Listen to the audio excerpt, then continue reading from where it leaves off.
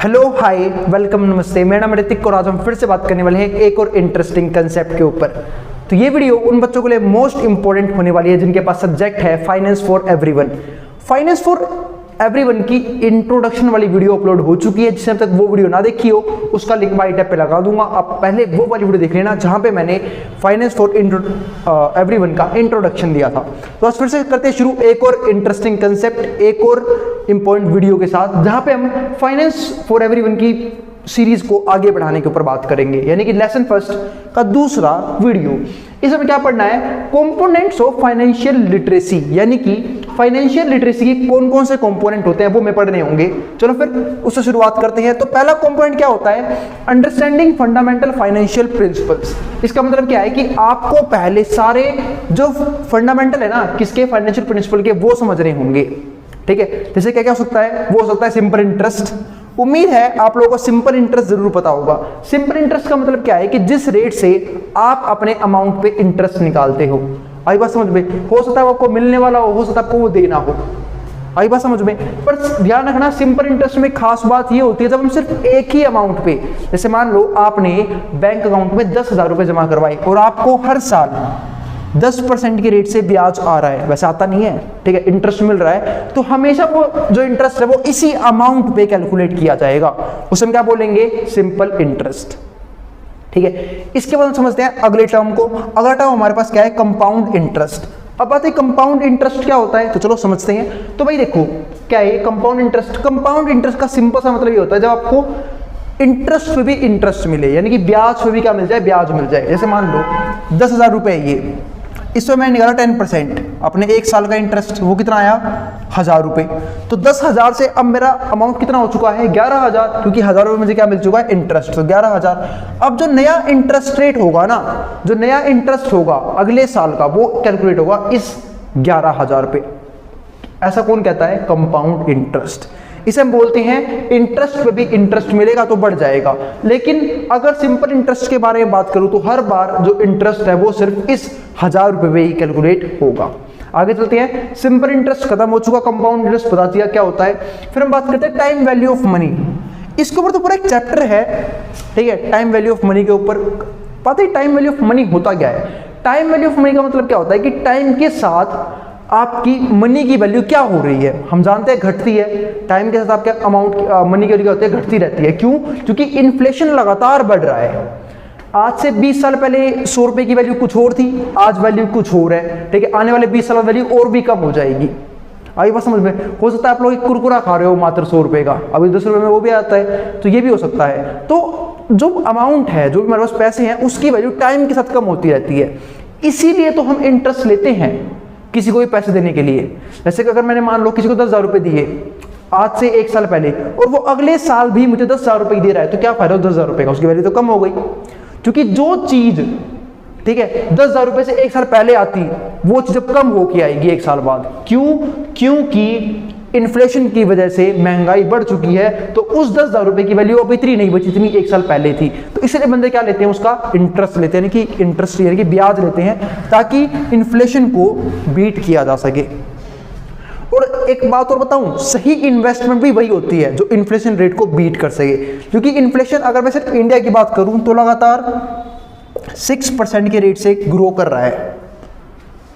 आई बात समझ में? तो अगर मेरे को कोई भी जो इन्वेस्टमेंट है, अगर वो हर साल 6% से ऊपर ब्याज नहीं दे रहा, इसका मतलब मेरे पैसे की वैल्यू घट रही है। अब चलते हैं आगे। इसके बाद क्या आता है? इन्फ्लेशन, टर्म समझा ही दिया, महंगाई। इसके बाद क्या आता है? डाइवर्सिफिकेशन। अब आते हैं डाइवर्सिफिकेशन का मतलब क्या होता है। भाई देखो, मान लो आपके पास 1 लाख रुपए है इन्वेस्ट करने के लिए, तो क्या आप उस सारे पैसे को सिर्फ मात्र एक ही जगह इन्वेस्ट कर दोगे? तो अगर वो इन्वेस्टमेंट सही हो गई हो, मतलब आपका इन्वेस्टमेंट डिसीजन अगर वो सही हो गया, तो आपको इंटरेस्ट मिलेगा या फिर जो आपकी इन्वेस्टमेंट की वैल्यू बढ़ जाएगी। लेकिन बाई चांस मान लो आपने किसी नासपीटी जगह इन्वेस्टमेंट कर रखा है, वो 1 लाख का जीरो भी हो सकता है। इसलिए डाइवर्सिफिकेशन का मतलब क्या होता है कि आपके पास जो भी पैसा है उसे डिवाइड कर दो, जितने में आपको मन कर रहा है, 3 हिस्सों में, 4 हिस्सों में, 5 हिस्सों में, और उसे अलग अलग जगह इन्वेस्ट करो। कुछ को इक्विटी मार्केट में, ठीक है, कुछ को बैंक में, ठीक है, कुछ को रियल स्टेट में, तो अलग अलग जगह इन्वेस्ट करो, ठीक है। और इक्विटी मार्केट में भी अलग तरह की कंपनीज होती है, कुछ को रिलायंस में कर दो इन्वेस्ट, कुछ को टाटा की कंपनी में कर दो इन्वेस्ट, कुछ को किसी और कंपनी में कर दो इन्वेस्ट, जिससे आपका पैसा जो है एकदम से जीरो ना हो जाए, ठीक है। अगर कुछ डिसीजन पे गलत हो भी गए तो कुछ जो सही होंगे वो आपको बचा लेंगे। इसे बोलते हैं डाइवर्सिफिकेशन करना, या फिर डिवीजन भी सेम बात होती है। इसके बाद रिस्क और रिटर्न, इसे मैं बोलता हूं रिस्क रिटर्न रेशियो, यानी कि आपका रिस्क कितने का है और आपका रिटर्न कितने का है। जैसे मान लो मैंने कोई भी इन्वेस्टमेंट करी, उस पे मेरा जो रिस्क है वो है 10%, ठीक है, कि हो सकता है मेरा 10% पैसा डूब जाए, और रिटर्न पे कितना है 10%। तो इसे हम बोलते हैं equal risk and reward ratio, कि रिस्क भी मेरा उतना ही है और रिवॉर्ड भी मेरा उतना ही है। इसे हम बोलते हैं रिस्क रिटर्न रेशियो। लेकिन मान लो अगर मैं बोलूं मेरा रिस्क है 10% और मुझे मिलेगा 5% सिर्फ, तो क्या मैं यहाँ पे इन्वेस्टमेंट कर रहा हूँ? बिल्कुल नहीं करूंगा भाई, गलती से भी नहीं करूंगा ना। हॉस्पिटल ये है, जब तक इक्वल नहीं होंगे मैं इन्वेस्टमेंट क्यों करूंगा? या तो इक्वल हो या फिर उससे फालतू, यानी कि रिस्क कम हो रिवॉर्ड ज्यादा हो। रिस्क 10% रिवॉर्ड 20%, रिस्क 10% रिवॉर्ड 30%, मतलब जीतने के चांस ज्यादा हो या तो इक्वल हो, अगर कम है तो मैं वहां पे इन्वेस्ट नहीं करूंगा। And interest paid on loans, और आप इंटरेस्ट कितना पे कर रहे हो लोन के ऊपर, ठीक है। ये सारे क्या है? कंपोनेंट है किसके? फाइनेंशियल लिटरेसी के, जो आपको पता होनी चाहिए इन चीजों के बारे में, ठीक है। अगर आपको इन वर्ड्स का मतलब ही नहीं पता होगा तो आप कभी भी फाइनेंशियल लिटरेट हो ही नहीं पाओगे, क्योंकि जब आपको ये सारी समझाएगा आपको समझ नहीं आएंगी। अब चलते हैं सेकंड, फाइनेंशियल बिहेवियर कैसा है, ठीक है। इसका मतलब ये कि आप डे टू डे कैसे एक्सपेंडिचर, कैसे कितना एक्सपेंडिचर करते हो, ठीक है। अपने फाइनेंसेस को मैनेज करते हो नहीं करते हो, ठीक है। फालतू के एक्सपेंडिचर करते हो, मतलब कभी कुछ खाने चले गए, कभी कहीं हज़ारों फूक दे, कभी मूवी देखने चले गए, मतलब जो खर्चे नेसेसरी नहीं है वो आप करते हो, तो आप कभी फाइनेंशियली फ्री हो ही नहीं पाओगे। तो देखो यहाँ पे क्या लिखा हुआ है, how people manage their money on day to day basic, make financial plans, क्या वो फाइनेंशियल प्लान बनाते हैं नहीं बनाते हैं, स्पेंड कितना करते हैं उसका वो रिकॉर्ड रखते हैं नहीं रखते हैं, सेव करते हैं नहीं करते। सेव कब होगा? जब हमारी इनकम एक्सपेंडिचर से क्या हो, ज्यादा हो, ठीक है। और इन्वेस्ट, अब तो सेव तो कर लिया, पर उस सेव को इन्वेस्ट किस जगह करते हैं? ऐसा तो नहीं कि इन्वेस्ट करते ही नहीं है, फिर तो उस पैसे की वैल्यू भी क्या हुई, लगातार गिरती रही। क्यों? क्योंकि फिर बोल रहा हूं इन्फ्लेशन लगातार बढ़ रहा है और बढ़ता रहेगा।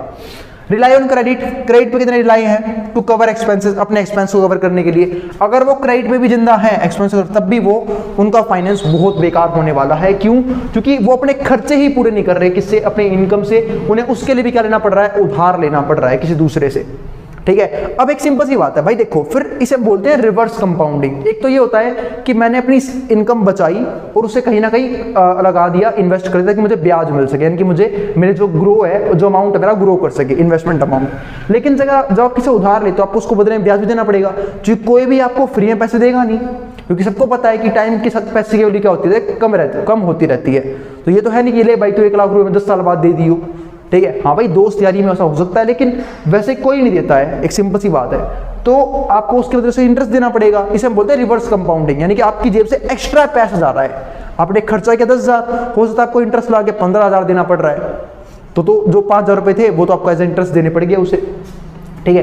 तो rely on credit to cover expenses and create safety nets, क्या वो सेफ्टी नेट बना रहे हैं या नहीं बना रहे हैं? इसके मतलब कुछ अलग होते हैं। सेफ्टी नेट का मतलब है कि भाई आपके पास रिस्क मैनेजमेंट है या नहीं है, यानी कि आप अपने रिस्क को मैनेज कर रहे हो नहीं कर रहे हो। दूसरी बात, ठीक है, सेफ्टी नेट का मतलब एक ये भी होता है, जैसे मान लो मैं कमाऊं, क्या नाम है, मैंने इन्वेस्टमेंट भी शुरू कर दी, मेरी इनकम भी अच्छी है, इन्वेस्टमेंट भी करते हैं। लेकिन एक बात और, इन्वेस्टमेंट अच्छी है मेरी, लेकिन मान लो आपकी फैमिली का हेल्थ इंश्योरेंस नहीं है, आपकी फैमिली का लाइफ इंश्योरेंस नहीं है, आपने ये नहीं करवा रखा, तो टाइम बाद क्या होगा कि आपके पास जो भी अमाउंट है, मान लो किसी की फैमिली में, ठीक है, फैमिली में किसी को मान ली हेल्थ इशू हो गया, कोई बहुत बड़ा मेजर इशू हो गया हेल्थ का, तो वो सारी सेविंग आपकी उठ जाएगी उसका इलाज करवाने में, अगर आपके पास हेल्थ इंश्योरेंस नहीं है तो वो भी बहुत जरूरी होता है। इसे हम क्या बोलते हैं? क्रिएट सेफ्टी नेट्स, कि आपके सेफ्टी नेट भी बनाए हुए हैं आपने, and for their future wellbeing, ताकि आपका जो फ्यूचर हो, फ्यूचर में जो भी अप्स एंड डाउन्स आए वो समझ जाए। क्योंकि फाइनेंस की नॉलेज का मतलब यही होता है कि आपके फ्यूचर में जो भी अप्स एंड डाउन्स आए, फाइनेंस को लेके कोई भी दिक्कत परेशानी आए, तो वो उस पैसे से, उस फाइनेंस जो आपने बचा रखा है, जो आपने इन्वेस्ट कर रखा है, उससे क्या हो जाए, रिजोल्व हो जाए। आप किसी ट्रैप में ना फंस जाओ, किसी कर्जे में ना फंस जाओ, आपको कोई बड़ा डेट ना लेना पड़ जाए उस चीज से बचने के लिए, ठीक है। तीसरा, studying people's attitude toward saving, कि लोगों का एटीट्यूड कैसा है सेविंग्स को लेके, क्या वो पैसा बचाते हैं नहीं बचाते हैं, बहुत ज़्यादा खर्चा करते हैं डे टू डे में, ठीक है, या फिर सेविंग्स बिल्कुल ही नहीं करते हैं। उल्टा देखो भाई, 3 तरह के लोग होते हैं।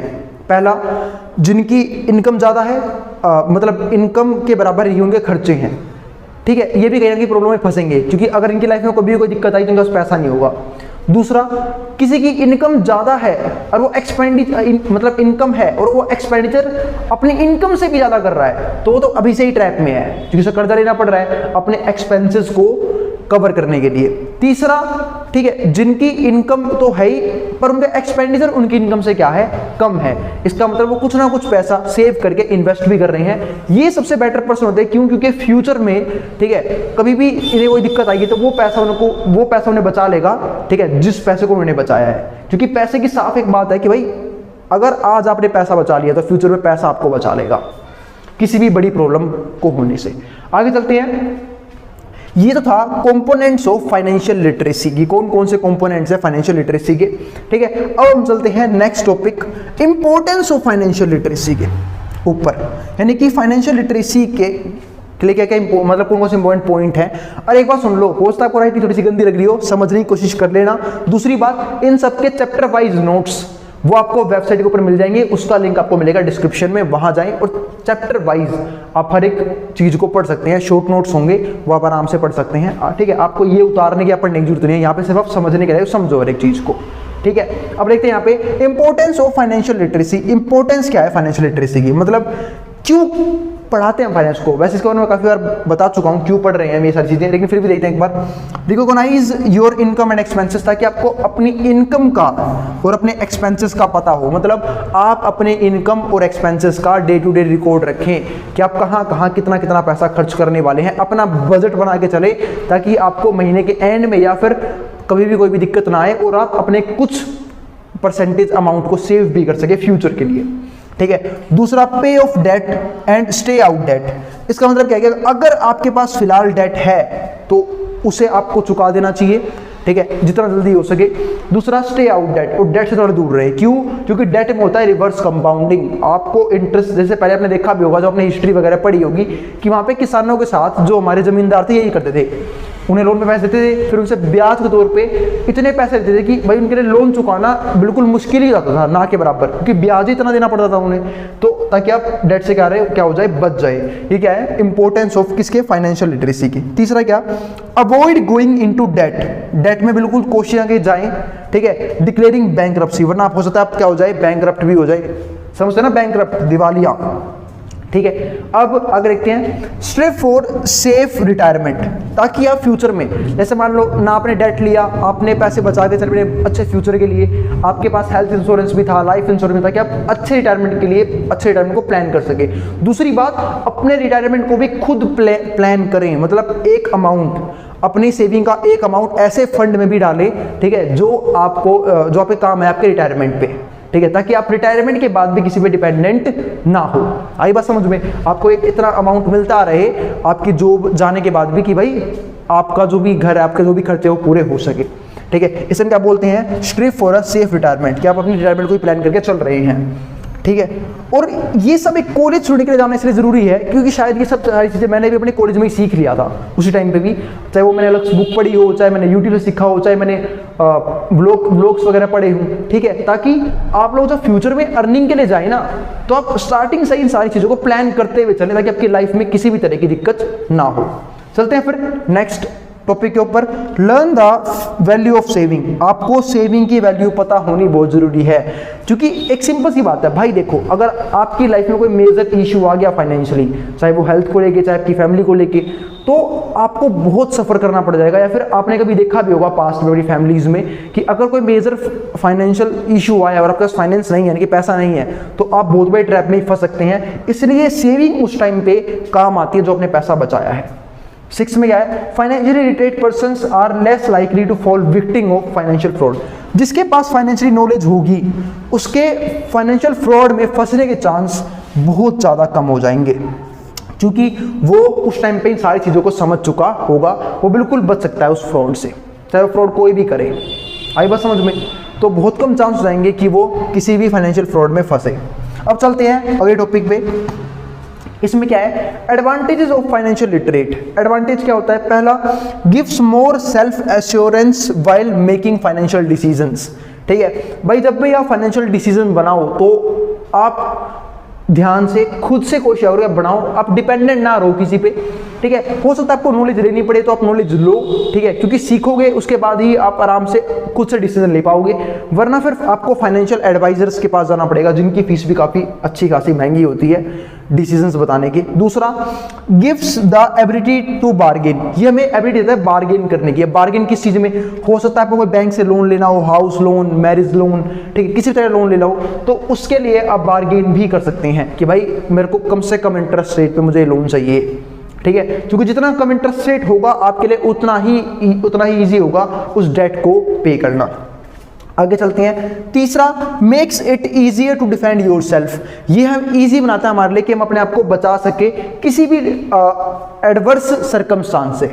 आई बात समझ में, जो हमारे फेवर में ना हो उससे बचने में हमारी कौन हेल्प करता है, फाइनेंशियल लिटरेट पर्सन। मतलब जो एक फाइनेंशियल लिटरेट पर्सन है वो अपने फाइनेंस को हमेशा इस तरीके से मैनेज करके रखता है कि लाइफ में कोई भी एडवर्स कंडीशन आ गई तो वो उससे बच जाएगा इजीली। ठीक है। चौथा, increase our likelihood of reaching our objectives. और यही नहीं, ये हमारी उन गोल्स को अचीव करने में भी हेल्प करता है जो हम चाहते हैं फ्यूचर में, जैसे कि रिटायरमेंट, वैकेशंस, एजुकेशन, इन सब चीज़ों में भी हमारी ये हेल्प करेगा। कौन, जो पैसा हमने अपने फाइनेंस के जरिए, अपने नॉलेज के जरिए बचाया है या फिर इन्वेस्ट करके बढ़ाया है। आगे पांचवें पॉइंट में क्या आता है, offers a higher of living all around. फिर हम क्या करेंगे, एक हायर ऑफ लिविंग की तरफ जाने की कोशिश करेंगे। क्यों? क्योंकि जब मेरे पास इनकम ज़्यादा होगी, मेरे पास इन्वेस्टमेंट ज़्यादा होगी, ठीक है, मतलब सेविंग ज़्यादा होगी, इन्वेस्टमेंट ज़्यादा होगी, फिर इन्वेस्टमेंट से पैसा भी और ज़्यादा आएगा, तो मैं अपने आप को एक बेटर लाइफ, एक बेटर पर्सन की तरफ टर्न अराउंड कर सकता हूँ। तो ये सब क्या है, फायदे हैं किसके, फाइनेंशियल लिटरेट होने के। चलते हैं इस वीडियो के आखिरी टॉपिक पे, ठीक है। और भाई अगर वीडियो पसंद आई हो तो वीडियो को लाइक करना और चैनल को सब्सक्राइब करना बिल्कुल ना भूलें। हाँ, कोई भी क्वेरी, कोई भी डाउट रह जाए तो नीचे कमेंट बॉक्स में कमेंट कर सकते हैं, मैं कोशिश करूंगा उस क्वेरी को रिजोल्व करने की। और हाँ, किसी भी टॉपिक पर सेपरेट वीडियो चाहिए तो वो बता देना, मैं उस टॉपिक पर भी सेपरेट वीडियो बना दूंगा। आगे चलते हैं, रैशनल ऑफ फाइनेंशियल लिटरेसी। कौन कौन सी चीजें जो फाइनेंशियल लिटरेसी को अफेक्ट कर सकती है उसको समझते हैं।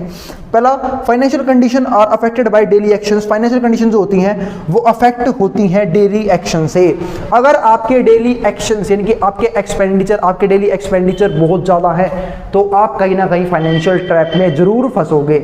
उस ट्रैप के बारे में हम आने वाली वीडियोज़ में बात करेंगे कि कैसे जो फाइनेंस इलिटरेट बंदे होते हैं वो कैसे किसी ना किसी ट्रैप में फंस जाते हैं, ठीक है, और उससे शायद लाइफ टाइम निकल नहीं पाते। ठीक है, तो financial conditions are affected by daily actions. दूसरा, cultural hurdles and limited English proficiency. कई बार ये भी होता है कि भाई अगर आपके कल्चरल हर्डल मतलब क्या है कि आपके फैमिली में कोई आपको फाइनेंस का नॉलेज देने वाला है नहीं, ठीक है, या फिर फाइनेंस के बारे में बात करना फैमिली वालों को बुरा लगता है कि कहीं बच्चे पैसों को लेके कुछ बिगड़ ना जाए, गलत ना समझ जाए, ठीक है, उसको लेके बात नहीं करते हैं, तो वो भी एक चीज़ क्या है, कल्चरल हर्डल है। दूसरा, लिमिटेड इंग्लिश प्रोफिशिएंसी।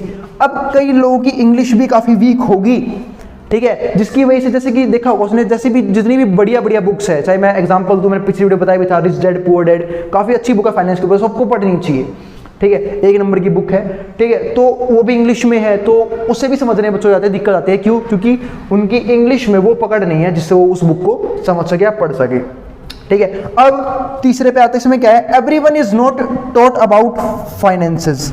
ठीक है, कि भाई सबको फाइनेंसेस के बारे में टॉट नहीं, मतलब पढ़ाया नहीं जाता, नहीं हमें स्कूल लाइफ में पढ़ाया गया फाइनेंसेस के बारे में, ठीक है, कि पैसे को मैनेज कैसे करते हैं, पैसे को संभालते कैसे हैं, ठीक है, पैसे अर्न कैसे करते हैं, ठीक है, अपनी इनकम को कैसे बढ़ाया जाता है, ठीक है, तो बहुत सी चीज़ें हैं जो हमें हमारी स्कूल लाइफ में नहीं सिखाया जाता, तो वो आपको किसी न किसी बाहर यानी कि व्लॉग्स, बुक्स वगैरह पढ़ के आपको नॉलेज मिलेंगी, ठीक है। आगे फोर्थ में क्या आता है, capacity to fulfil financial obligations and realising financial goals. ठीक है भाई, एक तो ये भी हमारे पास क्या होता है कि भाई जो भी हमारी फाइनेंशियल ऑब्लिगेशंस हैं, जो फाइनेंशियल लिटरेट बंदा है वो उसके पास अब कैपेसिटी होती है कि वो अपने सारी फाइनेंशियल ऑब्लिगेशंस और अपने फाइनेंशियल गोल्स को अचीव कर सकता है, ठीक है, लगातार एफर्ट मार के, ठीक है, कि वो लगातार एफर्ट करता रहे। क्योंकि भाई देखो, फाइनेंशियल में बताया था ये एक सिस्टमेटिक प्रोसेस है, ठीक है, एक दिन का काम नहीं है कि आप एक दिन में फाइनेंशियली फ्री हो जाओगे, नहीं, ये आपको लगातार करना पड़ेगा। आपको जो पैसा बचाना है वो आपको लगातार हर दिन, हर महीने, हर साल बचाने होंगे, ठीक है, तब जाके आप अपने हायर गोल्स को अचीव कर पाओगे जो फाइनेंस से रिलेटेड है। आई बात समझ में? एक दिन में या फिर एक महीने में या फिर एक साल में कुछ नहीं होता फाइनेंस के दुनिया में, ठीक है। पहले आपको अपनी इनकम बढ़ानी होगी, इनकम के बाद आपको एक्सपेंडिचर को कम रखना होगा, आपको सेविंग बढ़ा के फिर इन्वेस्टमेंट बढ़ानी होगी, वो भी लगातार करना पड़ेगा ये काम, उसके बाद जाके आप फाइनेंस को संभाल पाओगे अपने, ठीक है। वरना फाइनेंशियल दिक्कत कभी भी आ सकती है, हो सकता है आपने 5 साल पैसे बचाए हो, वो कहीं ना कहीं खर्च कर दिए हो, फिर दोबारा आपको जीरो शुरू करना पड़ेगा, ठीक है। तो ये एक लगातार प्रोसेस है, ये एक दिन का नहीं है। उसके बाद क्या आता है, consumers must make difficult financial choices, उसे डिफिकल्ट फाइनेंशियल चॉइसेस बनाने होते हैं। भाई हर किसी बंदे का मन करता है कि अगर वो इनकम जनरेट कर रहा है तो उसे खर्च करे, ठीक है, उसे ऐश करे, मजे ले, लग्जरी में जिए, ठीक है, लेकिन उस पैसे को बचाना वो अपने आप में एक बहुत डिफिकल्ट डिसीजन होता है, ठीक है, पर फिर भी बचाना पड़ता है ताकि फ्यूचर उसका क्या हो रहा है, बेटर है, फ्यूचर में किसी बड़े ट्रैप में या फिर कोई बड़ी दिक्कत में ना फंस जाए। उसके बाद 6 क्या आता है, वर्क परफॉर्मेंस एंड हेल्थ, ठीक है। भाई जो बंदा फाइनेंशियली फ्री होगा उसके ऊपर स्ट्रेस कम होगा,